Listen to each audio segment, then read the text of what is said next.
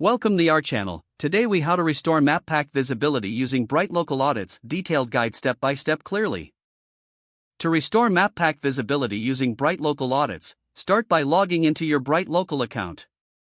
Navigate to the Local SEO Tools section in the main menu. Select Local Search Audit from the available tools. Enter your business details, including your business name, address, and phone number. Choose the location you want to analyze. Click the Run Audit button to initiate the analysis. Wait a moment for the audit results to generate. Once the report is ready, review the overall SEO health score for your business.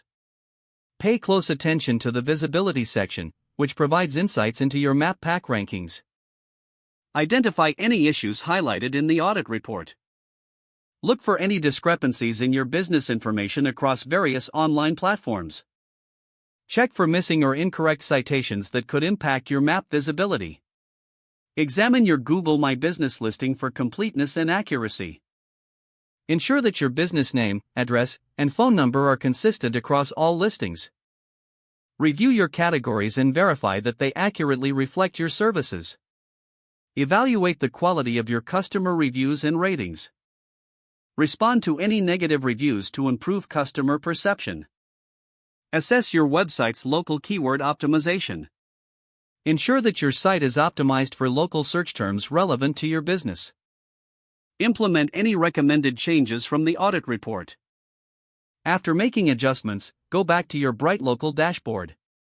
Rerun the local search audit to evaluate improvements. Monitor your map pack visibility over time to track progress.